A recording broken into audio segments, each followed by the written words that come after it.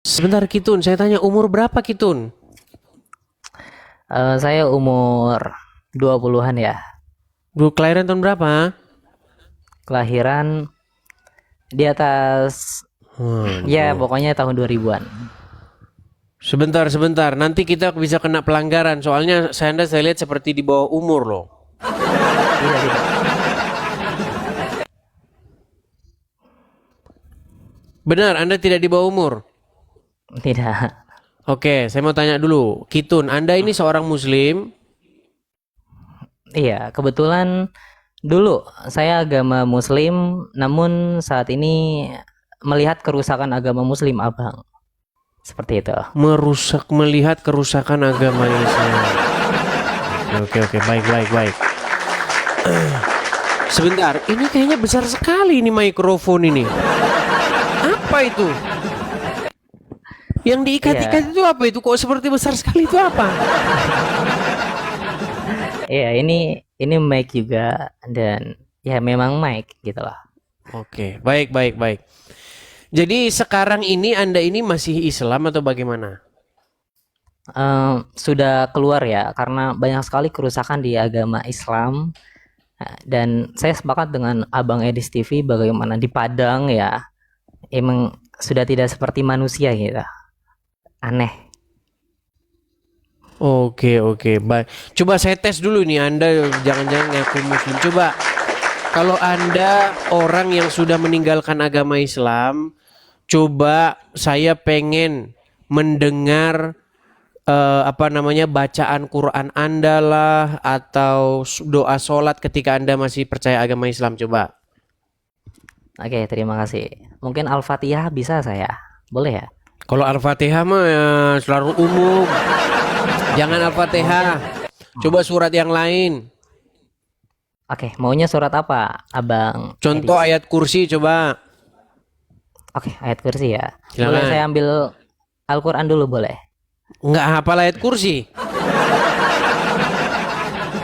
Ya, karena pada akhirnya kita melihat harokat dan juga beberapanya agar Ya benar gitu. sudah, coba surat apa yang hafal selain Al-Fatihah? Surat Al-Fatihah yang hafal ya seperti surat-surat pendeknya seperti Al-Muluk. Coba surat Al-Muluk, ah coba. iya. A'udzu billahi minasyaitonir rajim. Bismillahirrahmanirrahim. Tabarakalladzi biyadihil mulk wa huwa ala kulli syai'in qadir. Alladzi khalaqal mauta wal hayata liyabluwakum ayyukum ahsanu amala wa huwal azizul ghafur. Sah ini Muslim. Alladzi Ya, udah oke. ya. Iya, coba apa yang membuat Anda akhirnya meninggalkan agama Islam nih, Kitun? Iya, kita melihat ya bagaimana norma-norma yang tidak tercermin lah dari Islam itu sendiri, dari adabnya, dari moral dan moralnya. Sementara saya melihat kekristenan lebih mulia, kasihnya itu lebih ada gitu dibanding agama-agama yang berada saat ini. Seperti itu Abang Edis. Oke. Berarti Anda melihat Islam dari orang-orang ya, bukan dari ajarannya. Termasuk pertama itu kita melihat situasi agama apa yang ia cerminkan gitu loh. Oke. Ya, di Nah, dalam Bible dikatakan kita melihat sesuatu itu dari buahnya. ya saya sepakat itu. Saya Hmm. meyakini Injil itu juga Bible itu. Nah, namun kita melihat ya kasus banyak sekali bagaimana para ulama. Waduh, kalau saya sebutkan satu-satu merinding saya. Saya nanti malah ditangkap kan. Nah, Hmm. eh, dalam ini juga akidah ya, Abang Edis TV ya. Saya juga mungkin boleh menampilkan di layar mungkin akidah umat Muslim yang dimana cacatnya boleh izin Boleh, saya. silakan. Oke, nih saya melihat di mana umat Muslim itu berpegang bukan kepada Nabi Muhammad justru. Ini juga buat bahan Abang Edis TV ya. Hmm. Untuk bagaimana umat Muslim itu mereka tidak berpegang apa yang Nabi Muhammad katakan. Nah, di sini nih kita akan bongkar ya. Ini terdapat Di hadisnya sendiri yaitu umat muslim mengatakan berpegang kepada dua perkara, Mm-mm. yaitu Al-Quran dan Sunnah. Mm. Tapi tidak ada nomor hadisnya, Abang Edis. Tidak ada terdapat di Bukhari, di Muslim, An-Nasai, dan 6 kutubu sitah lainnya. Yang menjadikan ucapan berpegang kepada Al-Quran dan Sunnah ini bukanlah ucapan Nabi Muhammad. Yang mereka ikuti lantas siapa jika bukan Nabi Muhammad, kan gitu pertanyaannya. Gitu loh. Ini termasuk fundamental mereka. Seperti itu Abang Edis. Baik, boleh saya tanggapi? Silakan. Baik, jadi sebenarnya begini ya, saya tidak tahu Anda sudah berapa lama mendalami agama Islam ya. Saya ini sudah mendalami agama Islam selama 13 tahun. Yang saya lihat, kenapa muncul hadis-hadis seperti itu? Karena mereka mendapati bahwa Quran itu tidak menjawab pertanyaan-pertanyaan mereka. Jadi mereka harus membuat buku lain untuk menjawab pertanyaan-pertanyaan yang tidak terjawab itu. Saya kasih contoh misalnya ya Bang ya. Apakah ada di dalam Al-Quran tentang misalnya, ini contoh-contoh sederhana. Boleh nggak bertato di dalam Al-Quran? Karena nggak ada hukumnya. Iya, tepat. Boleh nggak misalnya di dalam di dalam Al-Quran bersunat atau tidak bersunat? Tidak ada dalam Al-Quran. Apakah dalam Al-Quran ada perintah bersunat? Nggak ada. Kita mau baca sampai 1000 kali pun tidak bakal ketemu tentang sunat itu. Nah, makanya muncul yang Anda barusan kutip tadi, hadis-hadis yang palsu tadi, yang mursal itu tadi kata Anda. Aku tinggalkan kepada kalian Quran dan As-Sunnah. Sebenarnya ayat itu dikarang supaya apa? Supaya umat muslim punya jawaban atas dalam tanda kutip absennya Al-Quran menjawab pertanyaan-pertanyaan itu. Maka dikaranglah kitab-kitab lain untuk menyempurnakan Al-Quran yang memang tidak lengkap. Ya, saya sepakat Al-Quran tidak lengkap memang. Tidak lengkap. Tetapi ada ayat Al-Quran yang mengatakan bahwa Al-Quran itu menjelaskan segala sesuatu. Di dalam surat An-Nahl ayat 89, sesungguhnya Al-Quran itu adalah kitab yang menjelaskan segala sesuatu. Tapi ketika ditanya apakah kita harus sunat atau tidak, Quran nggak tahu. Iya, betul. Bahkan hukum hakamnya pun tidak jelas ya. Nabi Muhammad tidak mengatakan dan beliau mengadakan suatu perkara yang baru. Iya. Seperti ilmu yang mungkin Abang Edis lebih mengetahui ya, soal ilmu mantik, sorof, balago kan Nabi Muhammad tidak pernah mengajarkan. Nggak ada. Itu semua karang-karangan para ulama begitu. Mereka harus membuat yang sedemikian rupa, yang sedemikian rumit untuk menghalangi orang Islam membuka Al-Quran. Makanya dikatakan kalau kamu tidak sesuai dengan pemahaman para ulama, kamu sesat.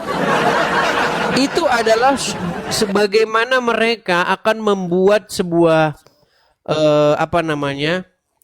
pengaruh begitu terhadap orang-orang awam sehingga mereka akhirnya dikontrol.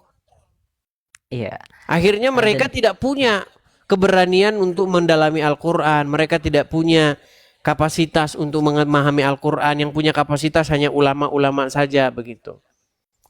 Iya, dan juga saya akan menampilkan satu layar lagi, boleh ya, Mbak? Silakan. Ini ada yang dikategorikan Nabi Muhammad justru yang mengatakan para ulama di akhir zaman. Jadi Nabi Muhammad yang sendiri yang memberikan sebuah justifikasi kepada mereka gitu loh. Ini terdapat di Al-Misikat Al-Masabi, hadisnya juga sahih nomor 276, di mana mengatakan Nabi Muhammad di akhir zaman Islam hanya tinggal namanya gitu. Iya, betul. Dan Al-Quran tulisannya saja, masjidnya megah namun tidak ada hidayah di dalamnya. Nah, dilanjutkan oleh Nabi Muhammad di sini, para ulama, nah di atas ini nih, para ulama mereka orang yang paling sejahat-jahatnya makhluk. Iya. Tapi gini Bang, itu semua bertentangan dengan omongan Muhammad sendiri. Pokoknya setiap Muhammad ngomong sesuatu, nanti ada yang bertentangan dengan omongannya itu. Contoh nih, bahwa agama Islam nanti itu akan terasa asing, betul nggak? Tepat. Bahwa agama Islam itu akan ditinggalkan, bahkan orang merasa aneh dengan sebutan agama Islam, betul? Iya, tepat. Artinya menurut prediksi Muhammad, agama Islam itu akan punah, akan musnah, betul? Iya, akan habis. Tapi nanti di sisi yang lain mengatakan Islam akan berjaya. Makanya satu sama lain akan cakar-cakaran.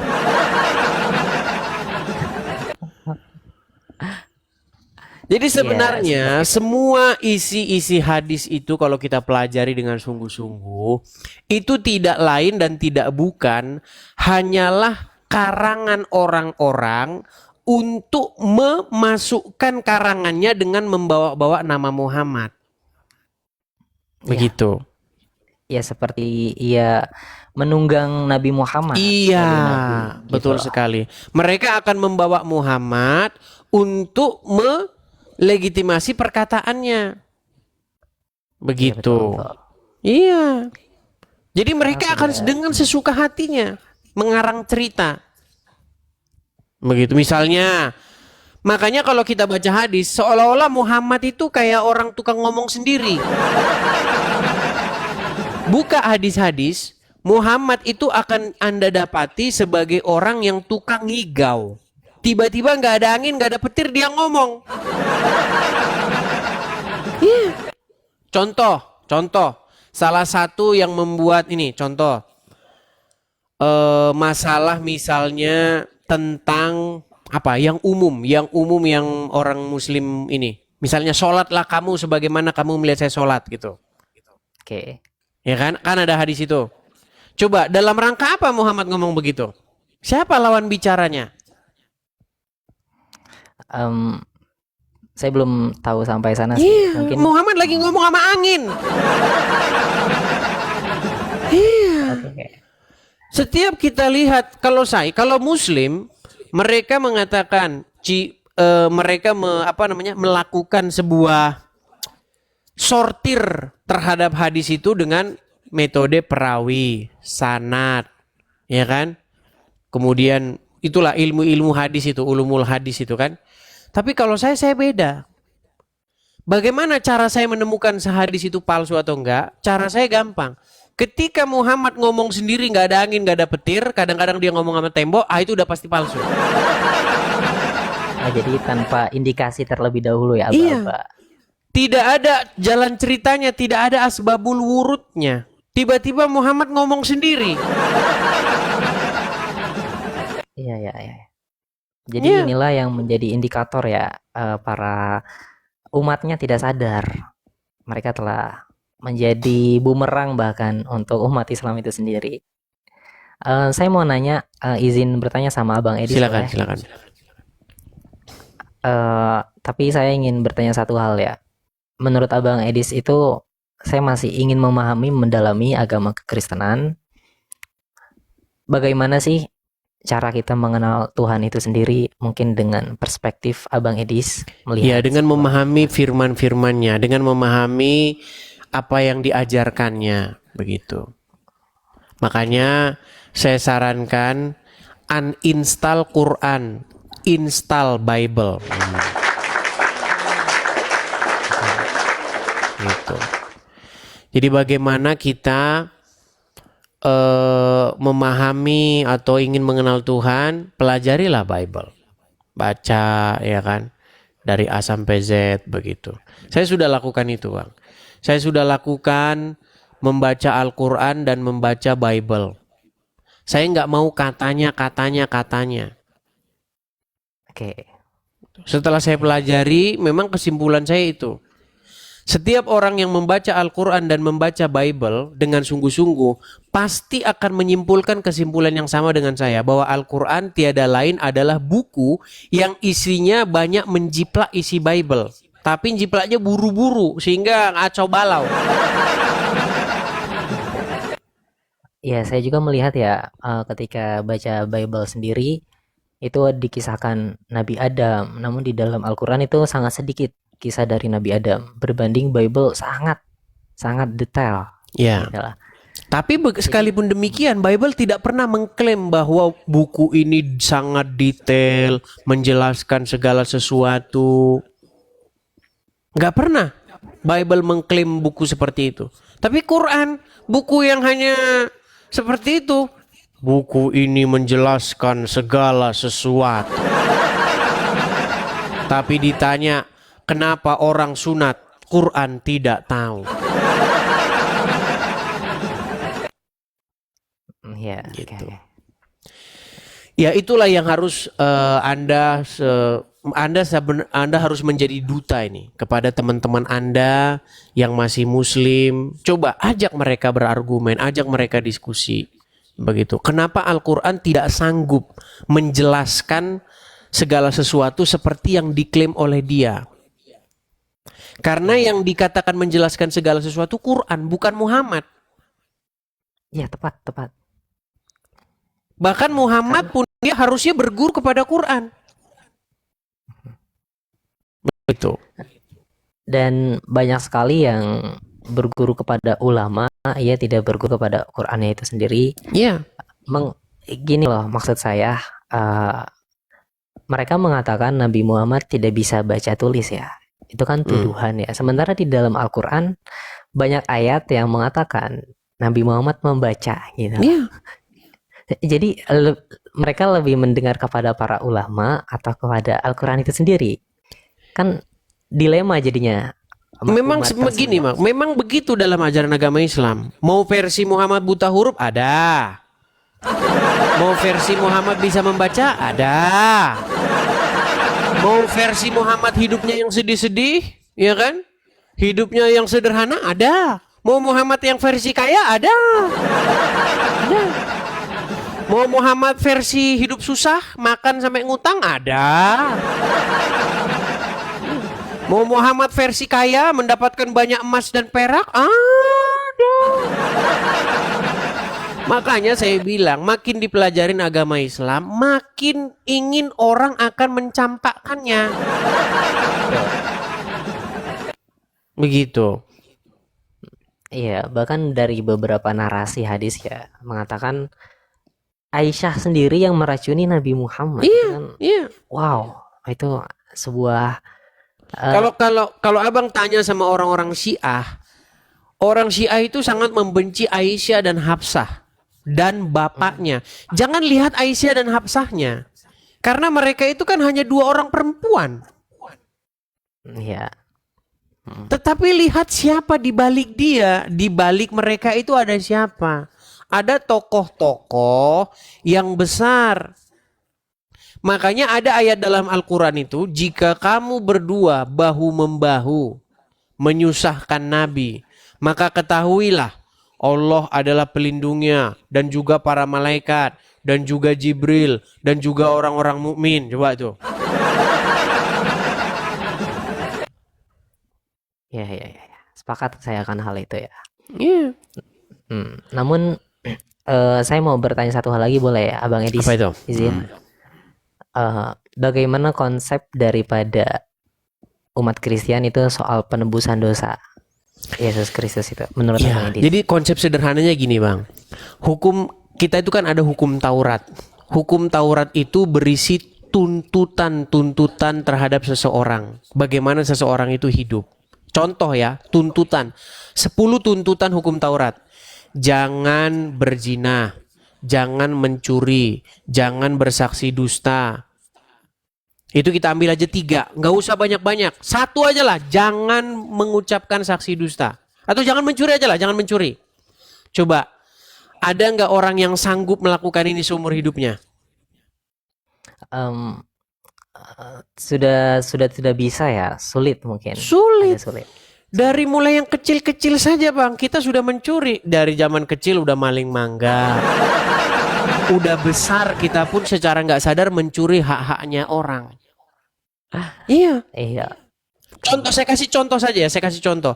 Gas di Indonesia, gas tabung yang kecil itu diperuntukkan bagi siapa? Untuk miskin. Iya. Rakyat miskin. Coba, ada nggak orang kaya yang beli itu? Nggak ada harusnya. Banyak ya. Banyak. banyak. Harusnya kan nggak ada. Harusnya. Betul. Coba kita secara nggak sadar sebenarnya sudah mencuri. Nah, makanya apa yang dimaksud dengan konsep penebusan? Gini, Bang. Jadi Yesus itu sudah melakukan segala tuntutan hukum Taurat itu untuk saya, untuk setiap orang yang percaya. Jadi semua tuntutan itu sudah dipenuhi oleh Yesus. Makanya kami itu yang nggak mampu, nggak sanggup, yang gagal sudah diampuni, ditebus oleh karena Yesus. Itu maksudnya penebusan itu, Bang. Oke. Berarti penebusan itu ketika Yesus itu turun, maka dosa-dosa terhapus karena disalib, seperti itu. Bukan seperti itu. Begini, Yesus itu kan digambarkan di dalam Bible sebagai tokoh yang taat sampai matinya. Karena nggak ada orang yang taat sampai mati. Sepakat. Iya, Yesus dia taat sampai mati, sampai disalibkan. Dia taat, tidak melakukan satupun kecacatan, tidak melakukan satupun kesalahan. Makanya konsep agama Kristen, oleh karena pelanggaran satu orang, yaitu Adam yang pertama, itu kan melakukan pelanggaran. Dia tidak taat kan? Iya, betul. Nah, karena ketidaktaatan satu orang, maka semua orang itu telah menjadi berdosa. Dosa itu telah menjalar kepada seluruh umat manusia. Karena ketidaktaatan satu orang itu, yaitu Adam. Tetapi ada Adam yang kedua. Yesus dikatakan dalam Bible itu sebagai Adam yang kedua. Nah, Adam yang kedua, dia taat sampai mati, bahkan sampai mati disalibkan. Nah, ketika Yesus disalibkan, tercurah darahnya sampai mati, maka oleh karena ketaatan satu orang pula, maka setiap orang beroleh keselamatan. Jadi orang yang menerima Yesus itu adalah orang yang ditebus oleh karena Yesus sudah melakukan segala hukum, segala tuntutan hukum Taurat itu untuk dia. Seperti saya ini. Saya jatuh dalam dosa berkali-kali. Ya kan? Saya tidak mampu melaksanakan hukum itu. Tuntutan hukum itu tidak bisa saya laksanakan. Nah, bagaimana saya ini ditebus? Yesus sudah melakukan untuk saya. Nah, ketika Yesus sudah melakukan untuk saya, maka diri saya ini kepunyaan Dia. Nah, ketika saya adalah kepunyaan Dia, maka saya melakukan apa yang Dia mau. Karena kita telah beriman kepada Yesus tersebut ya. Jadi seolah-olah kita satu tubuh seperti itu ya. Iya, maksudnya. Artinya segala sesuatu tuntutan itu dilakukan oleh Dia dan kita ya sudah menjadi kepunyaan Dia. Karena kita sudah dibayar oleh Yesus dengan nyawanya, dengan darah yang tercurah itu. Dengan itu kita dibayar, bukan dengan emas, dengan perak. Begitu. Oke, baik. Oke, Artinya ketika seseorang menjadi milik Yesus, maka dia melakukan apa yang Yesus mau. Seperti itu. Oke. Itu konsepnya sederhana seperti itu. Ini ya, saya boleh izin dalam arti mengutip 1-2 dari kefahaman saya soal penebusan dosa mungkin. Silakan. Bentar ya, saya cari dulu di nota saya. Jadi beberapa yang saya kumpulkan dalam penebusan dosa mungkin agak berbeda ya sama Abang Edis ya. Tapi di sini kita diskusi saja ya. Ya. Nah, bentar ya. Karena saya juga sambil belajar kan sama langsung umat Kristian ya langsung. Boleh. Nah, ini terdapat di Markus 2, 1-12 ya. Boleh, silakan. Di sini kan mengatakan ya di Markus 2-12, Yesus itu masih hidup dan Ia mengampuni orang yang, dalam arti orang yang masih hidup. Dibaca saja boleh. Dibaca saja biar bacakan ya. Iya. Beberapa hari kemudian ketika Yesus kembali ke Kapernaum, terdengar kabar bahwa Dia berada di rumah. Banyak orang dikumpulkan sampai tidak ada tempat lagi, bahkan di dekat pintu sekalipun. Dan Dia memberitakan firman kepada mereka. Lalu Mereka datang kepada Yesus dengan membawa seorang lumpuh yang Ya. diusung oleh 4 orang. Mm. Ketika mereka tidak dapat membawa orang itu ke dekat Yesus karena banyaknya orang, mereka membongkar atap tepat di atas Yesus. Setelah membongkarnya, mereka menurunkan kasur tempat orang lumpuh itu terbaring. Ketika Yesus melihat iman mereka, dia berkata kepada orang lumpuh itu, "Hai anakku, dosa-dosamu diampuni." Oke. Namun, beberapa ahli Taurat yang duduk di sana bertanya-tanya dalam hati mereka, "Mengapa orang ini berkata seperti itu? Dia sedang menghujat. Siapa yang dapat mengampuni dosa-dosa selain Allah itu sendiri?" Mm. Yesus segera mengetahui dari dalam rohnya. Bukan, Bahwa Yesus mereka segera mengetahui isi hati mereka. Oh, itu isi hati mereka ya? Ya. Oh, isi hati mereka, bahwa mereka bertanya-tanya dalam hati mereka. Ya, ya. Dia berkata kepada mereka, "Mengapa kamu bertanya tentang hal itu dalam hatimu? Mana lebih mudah mengatakan kepada orang lumpuh itu, dosa-dosamu diampuni, atau mengatakan bangun angkat kasurmu dan berjalanlah. Akan tetapi, supaya kamu tahu bahwa anak manusia memiliki kuasa di bumi untuk mengampuni dosa." Oke. Dia berkata kepada orang lumpuh itu, "Aku berkata kepadamu, bangun, angkat kasurmu, dan pulanglah ke rumahmu." Orang lumpuh itu segera berdiri, mengambil kasurnya, dan pergi keluar melewati semua orang. Mereka semua takjub dan memuliakan Allah serta berkata, "Kami belum pernah melihat hal yang seperti ini." Markus 2, 1-12. Oke. Oke, Lalu, di sini pertanyaan berarti Anda? berarti di sini sebetulnya Yesus tidak perlu menumpahkan darah ya. Dalam arti ia Di mana dapat Yesus menumpahkan darah? Ini pemahaman-pemahaman yang orang salah paham. Di mana ada Yesus menumpahkan darah? Ya, sebentar. Maksud saya di sini berarti ketika hidup Yesus hidup, ia dapat mengampuni dosa. Betul? Hmm. Ya. Nah, berarti indikasinya ketika Yesus mengatakan hal ini dalam pengampunan dosa yang tadi Abang Edis katakan, ia ditebuskan dosanya karena penyaliban tersebut ya. Jadi Dosanya ditebuskan siapa yang ditebus? dosa seluruh manusia umat Kristen. Enggak. Kata siapa? Dosa Islam tetap aja ada di situ. Dosa umat Kristen maksudnya. Enggak, bukan dosa umat Kristen. Setiap orang yang menerima Yesus, maka dia itu tidak diperhitungkan lagi dosa dan pelanggarannya. Oh, jadi sudah diberikan keselamatan ya? Iya. Hmm. Peristiwa yang Anda kutip di dalam Markus tadi itu tidak berkaitan dengan apa yang barusan kita bahas. Oke. Begitu. Di mana ada Yesus menumpahkan darah? Ini paham-paham yang disalahpahami oleh orang terhadap kekristenan. Di mana ada Tuhan menumbalkan anaknya, di mana? Nggak ada itu dalam ajaran Kristen tuh, nggak ada.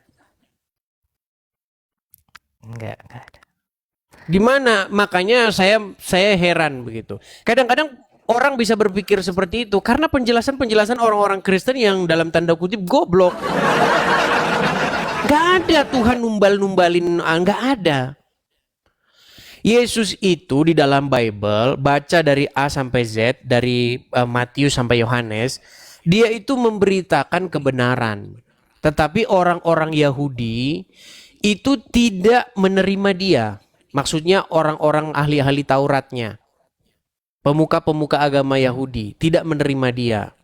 Sehingga Yesus diserahkan kepada pemerintahan pada saat itu untuk disalibkan. Yang menyalibkan Yesus apa? Apakah Bapa di sorga? Tidak. Yang menyalibkan Yesus itu adalah orang-orang yang tidak percaya kepada dia. Tetapi Yesus di situ tidak melakukan dosa begitu loh. Dalam pengertian dia tidak melakukan hal-hal yang melanggar hukum Taurat itu.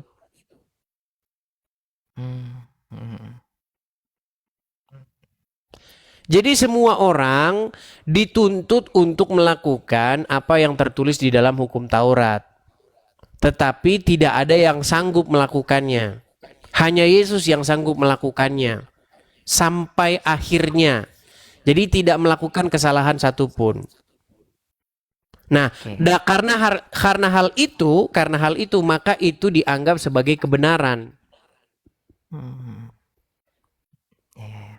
Jadi tidak ada kecacatan lah dalam arti Yesus ini ya Iya, daripada kesalahan-kesalahan iya, tersebut. makanya dikatakan dia sebagai anak domba yang tidak bercacat celah. Masya Allah.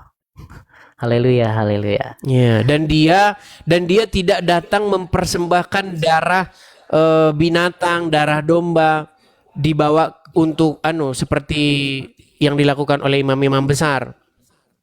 Tetapi dia membawa darahnya sendiri. Itu pengertiannya maksudnya dia membawa kesolehan dan ketaatannya sendiri kepada Bapa di sorga.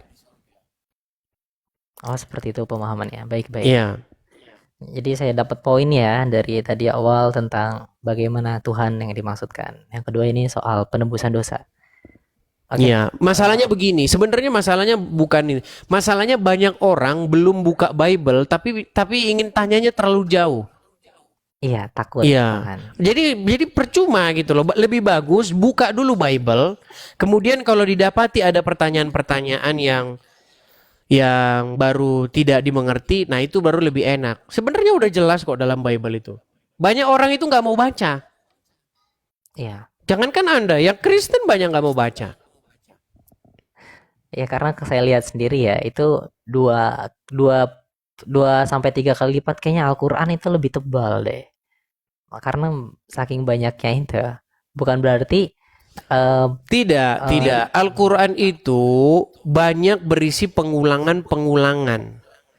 Seandainya kata-kata yang diulang-ulang dalam Al-Quran itu dipres jadi satu, Al-Quran itu jadinya hanya beberapa lembar saja. hmm, hmm. Oke, oke. Begitu. Yang satu yang saya inginkan atau satu yang saya tangkap dari Anda punya Bible nggak di rumah? Kebetulan saya ada di PDF saja sih, udah download juga. Baru Cuma hanya download, baca-baca. Iya, belum pernah baca. dibaca di sini. Saya baru mempelajari sebulan 2 bulan Baru. seperti itu. Iya, coba dipelajari dulu. Nanti kalau sudah dibaca, dipahami, baru nanti ngerti apa yang saya maksudkan seperti itu. Iya, mungkin Jadi nggak ada rekomendasi. konsep-konsep dari dalam Kristen bahwa bapak atau Tuhan numbalin anaknya sendiri, nggak ada itu. Iya. Berarti yang berucap seperti itu adalah Kristen yang salah gitu ya? Iya, Berarti. itu orang-orang Kristen yang goblok yang setengah mati. Nggak ada itu, Oke, oke, oke. nggak ada. Numbalin anaknya sendiri, nggak ada. Oke, oke. Maksudnya jadi bukan seperti seperti itu. Mhm. Bapa di sorga itu ingin manusia itu menerima Yesus, tetapi manusia tidak menerimanya. Makanya orang-orang ahli-ahli Taurat dan orang-orang Farisi menyerahkannya kepada Pontius Pilatus untuk disalibkan. Tetapi Yesus tetap taat. Nah, karena ketaatannya, karena kebenarannya, maka dia dibangkitkan. Itu yang dibicarakan dalam Bible. Oke. Nah, sehingga segala kuasa di bumi dan di surga itu diberikan kepada dia. Oh, diberikan semua yang ada kutipan itu ya, kunci surga dan kunci langit diberikan kepadamu gitu ya. Nggak ada kata-kata seperti itu. Kunci langit nggak ada. Iya, maksudnya Dikatakan di dalam Bible bahwa segala kuasa di bumi segala. dan di surga telah diberikan kepadaku. Oke. Nah, ya, Gitu. maksudnya. Nah, saya boleh bertanya satu hal lagi mungkin soal ini agak menyerang tapi tidak apa-apa ya, izin. Boleh, silakan.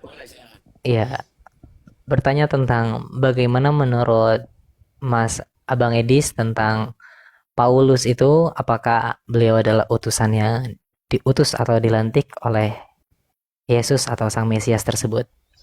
Ya, jelas di dalam Bible, di dalam Kisah Para Rasul bagaimana perjumpaan Yesus dengan Paulus, perjumpaan Paulus dengan Yesus, jelas. Oke, jadi Paulus ini bertemu dengan Yesus ya menurut Abang Edis ya? Bukan menurut saya, itu yang tertulis di dalam Kisah Para Rasul.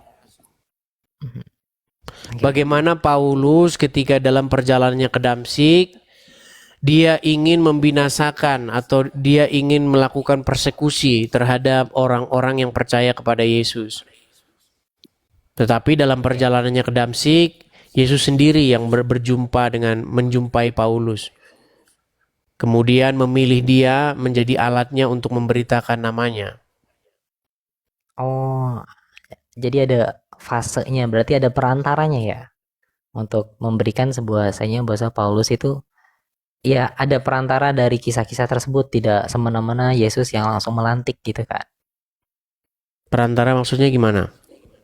Iya, yang penyambung daripada kan kalau Simon of Peter kan ia dilantik langsung kan oleh Yesus kan. Betul? Ya, mungkin lebih baik, mungkin Bang Kitun baca aja yang tertulis dalam Bible begitu. Kadang-kadang kita ini belum baca tapi sudah tanya begitu. Lebih baik itu membaca dulu. Seperti itu, karena sudah tertulis ada di situ. Begitu. Coba dibaca begitu karena itu sudah jelas ada di situ. Hmm. Itu kira-kira Itu itu sama kalau seperti misalnya seperti ini loh, misal ada lowongan pekerjaan, udah dijelaskan semua di deskripsi itu, tapi nggak dibaca, maunya nanya saja. Banyak orang seperti itu banyak. Iya ya. Hmm. Oke. Nanti Jadi akan budaya saya malas coba. membaca itu yang memang sulit begitu. Sudah ada semua di dalam deskripsi itu, tetapi masih ditanya begitu. Hmm. Bukan ini Bang, karena semua sudah tertulis di situ, jadi pertanyaan-pertanyaan itu ada semua di dalam buku itu. Kalau tidak dibaca Jawabannya dulu ya. Tiap ya persoalan ada jawabannya gitu ya. bukan itu pertanyaan-pertanyaan yang sebenarnya sudah jelas ada di situ. Hmm. Seperti itu. Oke. Nanti kalau saya jelaskan pun nanti nggak nyambung juga. Baca aja di situ. Makanya ketika saya jelaskan tadi Anda mengatakan perantara-perantara maksudnya gimana? Perantara-perantara gimana maksudnya? Iya. Ya, seperti dalam arti kan kalau di agama Islam Nabi Muhammad itu melantik seorang utusan itu Ali bin Abi Thalib. Namun yang merebut kekuasaan yaitu Umar bin Khattab dan Di juga mana Abu dilantiknya? Bakar. Itu di Ghadir Khum. Di Ghadir Khum setelah Haji Wada Nabi Muhammad terakhir yang berada di kota Mekah dan di Madinah di antara itu, dan Nabi Muhammad berhenti. Dan ini terjadi pada 4 bulan sebelum kewafatan Nabi Muhammad. Seperti itu. Ya, jadi gimana ya saya bilangnya ya. Pertama-tama kita ini jangan bermunafik dulu. Kalau Anda mengatakan Anda tidak percaya Muhammad, sekarang Anda percaya Muhammad, ini yang susah, Bang. Makanya saya itu pengen mengeluarkan orang dulu dari ikatan dia terhadap Muhammad. Kalau ikatan Anda terhadap Muhammad itu belum lepas, saya cuma pesan saja, Anda tidak mungkin akan menjadi orang yang waras. Oh, berarti harus keluar dulu ya Oh dari iya. agama. Oke. Iya. Jadi sebuah kesia-siaan, sebuah kepercumaan ketika saya menjelaskan kepada Anda tentang kekristenan dan lain sebagainya ketika Anda masih percaya sama Muhammad. Begitu. Karena apa yang diajarkan Muhammad dengan apa yang diajarkan Yesus itu bertolak belakang. Muhammad itu memberitakan Tuhan lain. Bukan Tuhan dalam Bible. Oke. Coba Tuhan siapa yang diberitakan oleh Muhammad? Allah Subhanahu wa taala kan yang Maha Siapa Esa dia itu? di dalam. Tuhan yang dipercaya umat muslim. Apakah Dan itu adalah Tuhannya orang Quraisy, para penyembah berhala? Iya, itu sebenarnya Tuhan yang berbeda ya. Iya, makanya jadi nggak nyambung kita. Makanya ketika kita ngomong Tuhan, Tuhan, Tuhan, Anda lagi bahas Tuhan yang lain, bukan Tuhan yang saya bahas. Makanya nggak pernah nyambung. Itu dulu sebenarnya. Oke, oke. Kalau Anda masih membicarakan Tuhan yang diberitakan Muhammad, ya kita nggak akan pernah ketemu. Iya. Muhammad itu memberitakan Tuhan dari bangsanya sendiri. Tuhannya orang-orang Quraisy, para penyembah berhala. Oke. Begitu. Makanya isinya itu ya suka-sukanya Muhammad.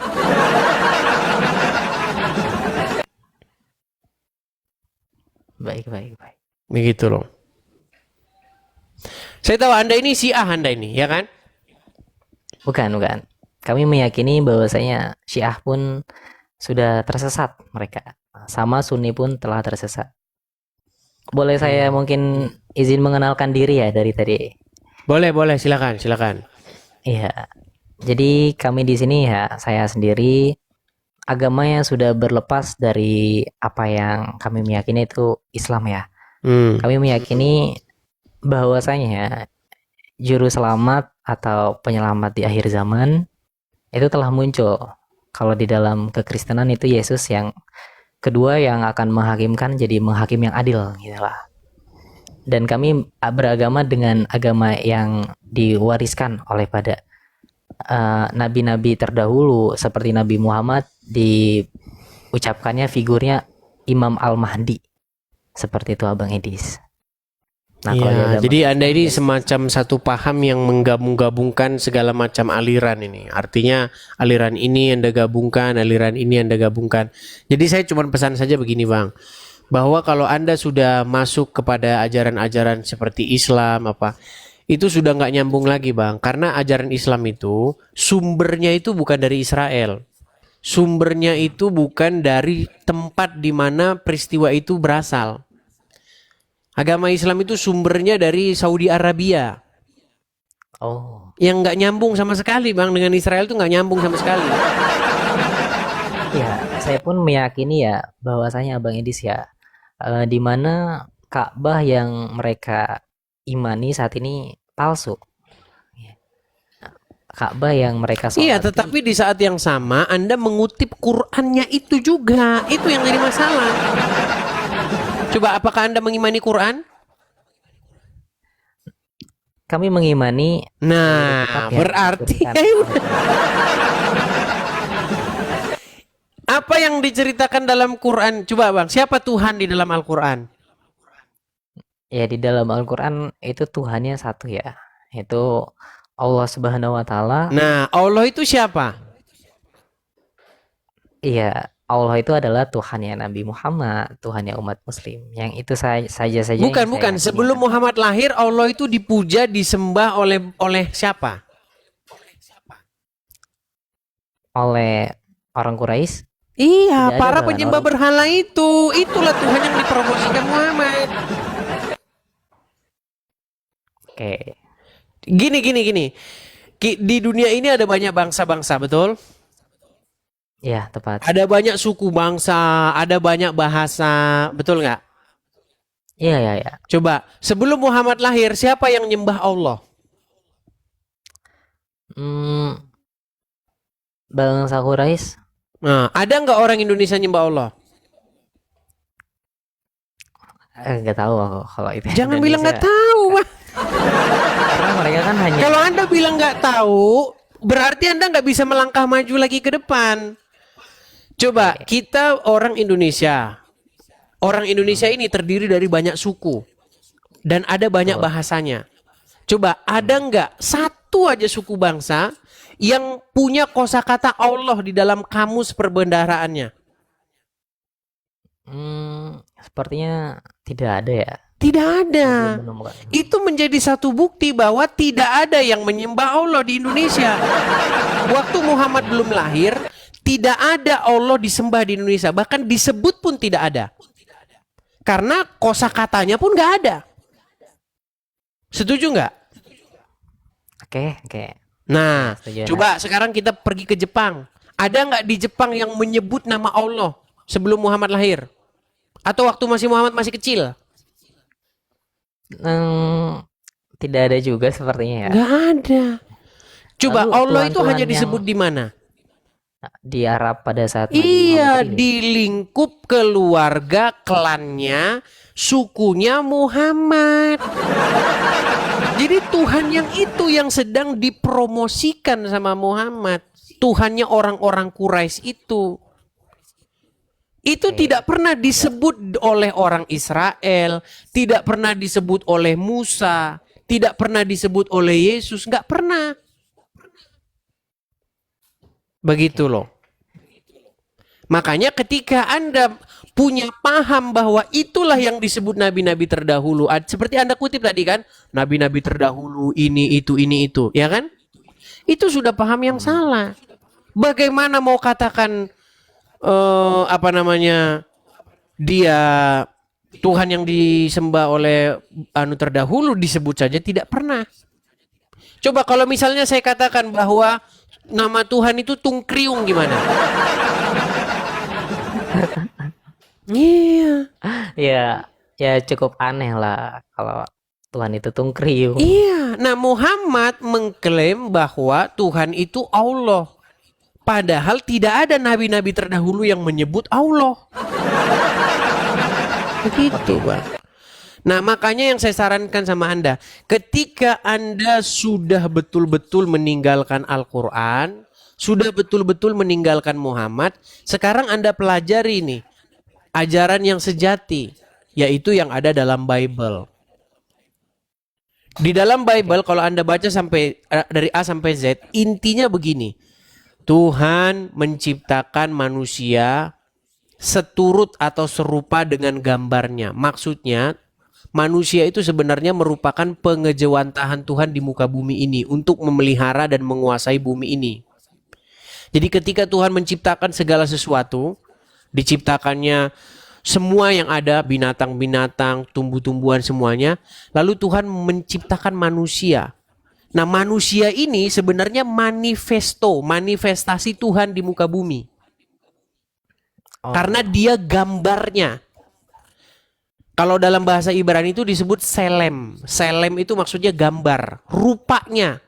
Jadi kita ini sebenarnya rupanya Tuhan itu. Pengejawantahan kita ini sebenarnya. Nah, tapi gambar itu rusak.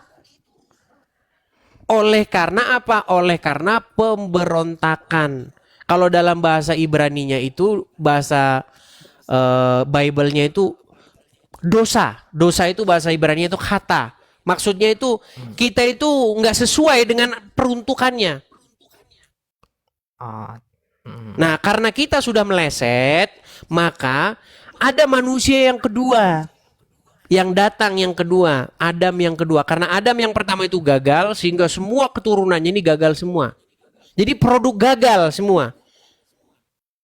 Nah, oke. baru datanglah Yesus, yaitu manusia yang kedua, Adam yang kedua. Nah, dari lahir sampai matinya, Yesus itu dia tidak melakukan pelanggaran. Makanya Ya, Yesus tadi disebutkan membuat ya, yang kita 10 menjadi manusia pelanggaran, baru. namun tidak. Gimana? Lalu Tadi yang disebutkan Yesus, pelanggaran itu ia tidak melanggar. ya Yesus tidak melakukan pelanggaran itu. Makanya dia itu merupakan gambar daripada dia yang sejati, begitu. Nah, jadi semua orang itu supaya jadi seperti Yesus, begitu loh. Makanya di dalam Yesus kita itu menjadi ciptaan baru. Menjadi manusia baru. Oke. Seperti itu. Jadi intinya biar nggak panjang lebar, biar nggak capek-capek, Anda juga kan belum pernah baca. Intinya begini loh, supaya kita itu hidup seperti Yesus. Jangan kayak Muhammad gitu loh. Kalau Anda belajar Islam, Anda itu disuruh hidup kayak Muhammad, bener nggak? Iya, tata caranya, Iya. wudunya bahkan. Iya. Iya, seperti itu. Jadi Muhammad itu merupakan sebuah, kalau bahasa Islamnya itu suri tauladan. Maksudnya sebuah rule of model. Jadi semua orang itu harus mirip kayak Muhammad kalau Anda belajar Islam. Celananya cingkrang, terus jenggotan, ya kan? Terus matanya pakai calak-calak begitu, ya kan? Terus pagi-pagi ambil air wudhu, begitu. Jadi membentuk manusia sesuai karakternya Muhammad. Nah, di dalam Oke, Kristen itu sama. Supaya membentuk manusia sesuai dengan karakternya Yesus. Supaya dipulangin lagi nih manusia yang tadinya merupakan gambarnya Tuhan, dipulangin lagi. Contohnya apa? Contohnya kayak Yesus. Orang harus hidup taat sampai mati dengan tidak melakukan kesalahan. oke. Begitu. Berarti kalau kita melihat ya, Yesus atau agama kekristenan ya, itu cukup baik ya kalau dikaji dengan benar dengan orang yang tepat gitu loh. Jadi saya juga dapat gambaran dari Abang Edi Steve ini, ya memang Yesus adalah sosok sempurna dan kita harus tidak melakukan hal-hal seperti itu Iya. yang dilanggar oleh Tuhan sendiri. Iya, jadi harus melakukan persis seperti yang dilakukan oleh Yesus. Tapi apakah manusia sanggup? Kan gak sanggup. Nah, ketika tidak sanggup, Yesus sudah melakukan untuk kita. Makanya keadilan di dalam Bible itu karena satu ketidaktaatan, karena satu pelanggaran, maka semua orang telah berbuat dosa, dan oleh karena juga satu kebenaran, karena satu ketaatan, maka semua orang beroleh pengampunan. Semua orang yang mana? Semua orang yang menerima Yesus. Makanya Yesus itu sebagai juru selamatnya.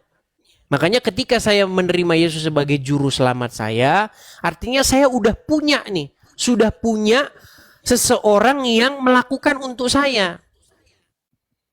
Jadi ketika saya berdiri di hadapan takhta pengadilan, ada Yesus yang menjadi pembela saya, yang sudah melakukan segala sesuatu untuk saya. Nah, tetapi, ini banyak yang salah pahami oleh orang Islam. Kalau begitu ya suka-suka kita dong bebas berbuat dosa. Karena udah ditebus dosanya ya berarti berbuat dosa aja.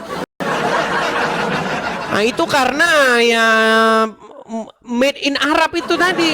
Karena otaknya sudah dipenuhi kencing otak. Bukan begitu maksudnya. Seseorang yang sudah menjadi milik Yesus, dia melakukan apa yang Yesus mau. Oke, ya siap. Orang udah dibayar nih. Udah ditebus sama Yesus. Berarti kepunyaan siapa dia? Contoh, saya kasih contoh. Ada, taruhlah misalnya kucing. Ya. Oke. Kucing ini ada di Pegadaian. Terus saya tebus nih, saya bayar nih. Kucing ini saya bayar, saya tebus. Oke. Berarti kucing itu punya siapa sekarang? Iya, punya Bang Edi TV. Punya yang menebus. Nah, kalau punya yang menebus berarti dia harus sesuai dengan apa yang dipunyai oleh tuannya sekarang, betul nggak? Kan saya jadi tuannya sekarang, betul nggak? Jadi pemiliknya, sang empunya, betul nggak? Nah, ketika saya sang empunya, berarti dia ini harus seperti yang saya mau, bener nggak? Iyalah. Nah, begitu. Nah, seperti itu juga kekristenan. Karena kita sudah ditebus, maka kita ini punya tuan baru, punya tuan yang sekarang, yaitu Yesus. Oke. Nah, makanya kalau kita jadi kepunyaan Yesus, kita melakukan apa yang Yesus mau. Bukan seperti orang Islam, berarti kita bebas dong bikin dosa. Bukan begitu. Berarti segala kasihnya, segala apa yang dikategorikan oleh Yesus kita harus menerapkan dengan sebaik mungkin karena kita sudah kepemilikan Yesus. Gitu. Iya. Jadi kekristenan itu berbicara mengenai hal itu. Berbicara mengenai orang yang sudah menjadi kepunyaannya Yesus. Nah, orang yang menjadi kepunyaan Yesus melakukan apa yang Yesus mau. Begitu. Disitulah Yesus tuh menjadi tuannya, menjadi Tuhannya. Begitu. Saya paham. Oke, berarti jadi kalau orang tidak melakukan apa yang Yesus perintahkan, maka Yesus itu bukan tuannya, bukan Tuhannya. Tapi Yesus tuh musuhnya orang itu. Oh. Contoh nih, contoh. Yesus menyuruh saya. Apa? Misalnya Yesus suruh saya belok kanan. Lalu saya belok kiri. Berarti Yesus itu bukan Tuhan saya dia. Dia bukan Tuhan saya. Ya karena tidak seharmoni ya dalam Iya. gerakannya. Iya. Nah, banyak orang tidak paham itu. Tiap hari orang debat Tuhan, Tuhan, Tuhan, Tuhan. Siapa Tuhanmu? Menuhankan siapa? Tapi nggak tahu menuhankan itu apa. Begitu. Oke. Jadi makanya sering saya katakan Tuhannya orang Islam tuh Muhammad. Orang Islam tuh kepunyaannya Muhammad. Yang punya orang Islam tuh Muhammad dalam kuburnya. Kenapa saya katakan begitu? Karena orang Islam tuh dalam genggaman tangannya Muhammad. Melakukan apa yang Muhammad mau. Oke. Kenapa orang Islam pagi-pagi ambil air coba? Sudut-sudut air. Kenapa mereka begitu? Karena melakukan apa yang Nabi Muhammad lakukan. Iya, itu. Makanya berbicara tentang Kristen, berbicara bagaimana seseorang itu dikendalikan oleh Yesus. Dikendalikan oleh Bapa di sorga dengan perantaraan firman-Nya yaitu Yesus. Yesus kan sekarang sudah naik ke sorga. Ya. Nah, makanya sekarang orang Kristen itu kan diutus oleh Yesus. Yesus mengutus yang namanya Roh Kudus. Roh yang daripada Tuhan. Nah, Roh Kudus itulah yang mengendalikan seorang Kristen. Nah, ketika Roh Kudus mengendalikan orang Kristen, sebenarnya itu sama saja dia dikendalikan oleh Yesus, sama saja dikendalikan oleh Bapa di sorga. Makanya ada istilah Tritunggal itu loh. Ada Bapa, ada Putra, ada Roh Kudus. Yang tiga tetapi satu. Oke. Ya, Di dalam Islam, kalian juga seperti itu. Islam itu membuat dirinya takluk sama Allah dengan perantaraan Muhammad. Ya benar. Makanya orang yang dikendalikan Muhammad di detik yang sama dikendalikan oleh Allah. Tapi makanya Islam mempertuhan itu maksud mempertuhan itu. Tapi kan ini ya, agama Islam itu mereka tidak menyadari akan hal tersebut, tidak membacanya. Betul. Jangankan orang Islam, Kristen juga banyak tidak menyadari itu. Karena kalau ditanya mempertuhan, orang nggak tahu mempertuhan itu menganggap dia sang pencipta, udah titik. Habis itu maling aja. Coba tanya orang, apa mempertuhan itu? Mempertuhan itu menganggap dia pencipta alam. Oke. Bukan itu mempertuhan. Kalau mempertuhan itu menganggap dia sang pencipta alam, berarti besok kita korupsi saja. Kita maling saja. Yang penting kan saya anggap dia pencipta alam. Udah kan? Hanya itu mempertuhan kan? Coba apa mempertuhan yang dipahami oleh orang-orang? Iya, mereka hanya menganggap Tuhan sebagai figur yang yang menciptakan alam semesta Tuhan. kan? Iya. Iya. Namun tidak kalau ditakuti goalnya, gitu. kalau tujuannya adalah menganggap dia sang pencipta alam, berarti kan hanya itu tujuannya. Ya udah, saya anggap dia sang pencipta alam, udah beres. Habis itu kita ayo main judi. Yang penting kan saya anggap dia pencipta alam. Makanya orang tidak tahu mempertuhan itu apa. Kebanyakan orang nggak tahu mempertuhan itu apa. Mempertuhan itu bukan menganggap si Udin, si Anu menciptakan alam semesta. Bukan itu. Mempertuhan itu adalah sebuah perbuatan menjadikan sesuatu yang kepadanya kita menaklukkan diri. Ya, yang tadi dianalogikan seperti kucing tadi ya. Kita mengikuti membuat diri kita jadi kepunyaannya dia. Iya. Tuhan itu lawan katanya hamba. Tuhan atau Tuan itu kata yang sama itu. Cuman di Indonesia udah jadi kata yang berbeda. Padahal dalam bahasa aslinya itu kata yang sama. Dalam bahasa Yunani, kurios itu ya Tuan ya Tuhan, sama itu. Dalam bahasa Arab juga begitu. Rob itu ya Tuhan ya Tuhan sama. Artinya sang empunya atau sang pengendali.